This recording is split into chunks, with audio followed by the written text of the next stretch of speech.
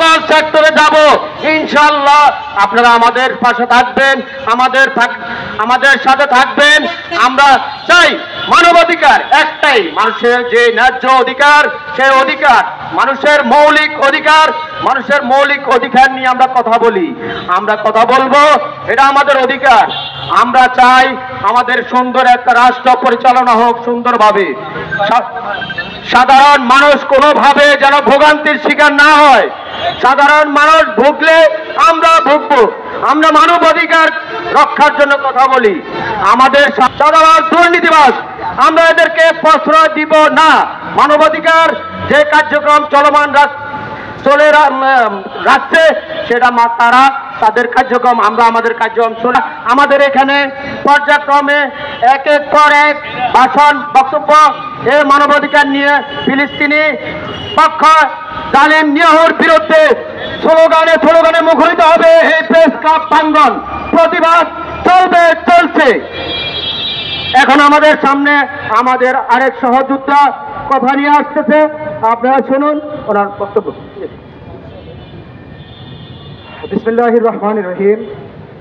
সুপ্রিয় উপস্থিতি, আজকে আন্তর্জাতিক মানবাধিকার বাস্তবায়ন প্রশিক্ষণ হিট ফাউন্ডেশনের পক্ষ থেকে ইসরায়েলের যে আগ্রাসনী ভূমিকা, সেই আগ্রাসনী ভূমিকার বিরুদ্ধে এই মানবতার জন্য, বিশ্ব মানবতার জন্য মানবাধিকার সংগঠন হিট ফাউন্ডেশন আমরা আজকে দাঁড়িয়েছি জাতীয় প্রেস ক্লাবের সামনে। আমরা আজকে আপনাদেরকে বলে দিতে চাই, সারা বিশ্বব্যাপীকে জানান দিতে চাই, বাংলাদেশ এখনো জাগ্রত আছে, সারা পৃথিবী এখনো জাগ্রত আছে। শুধু মুসলমান দেশই জাগ্রত নয়, এই মুসলিম দেশের সাথে সাথে পৃথিবীর অন্যান্য দেশও এই ইসরায়েলের আগ্রাসী ভূমিকার বিরোধিতা করতেছে। তারা একের পর এক মানবাধিকার লঙ্ঘন করতেছে। তারা মানবাধিকার লঙ্ঘন করেই শুধু ক্ষান্ত হয়নি, সারা পৃথিবীকে তারা জানান দিচ্ছে তারা আসলে মানবাধিকার পালন করে। এই নাটক কবে বন্ধ হবে, কখন বন্ধ হবে? আমি বাংলাদেশের এক প্রান্ত থেকে আজকে জাতীয় প্রেস ক্লাবের সামনে থেকে বিশ্ব মানবাধিকারকে জানাতে চাই, জাতিসংঘকে জানান দিতে চাই যে এই মানবাধিকার লঙ্ঘন আর কতদিন চলবে?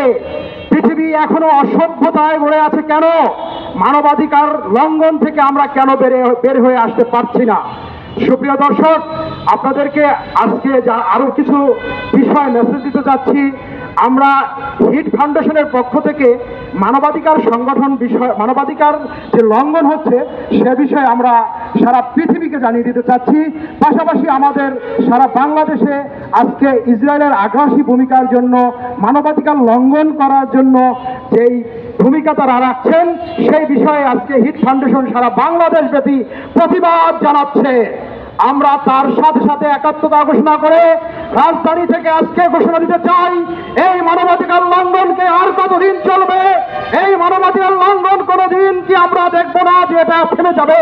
মানবাধিকার লঙ্ঘন এটা কোনো পলিটিক্যাল পার্ট নয়, এটা কোনো রাজনৈতিক পার্ট নয়, এটা হচ্ছে পৃথিবীর জন্মলগ্ন থেকে এই পৃথিবীতে যতদিন এই মানুষ এই পৃথিবীতে ভূমিষ্ঠ হবে তার জন্মের পর থেকে তার যে অধিকার, তার যে সুষ্ঠু অধিকার, সেই মানবাধিকার নিয়েই আজকে আমরা কথা বলছি।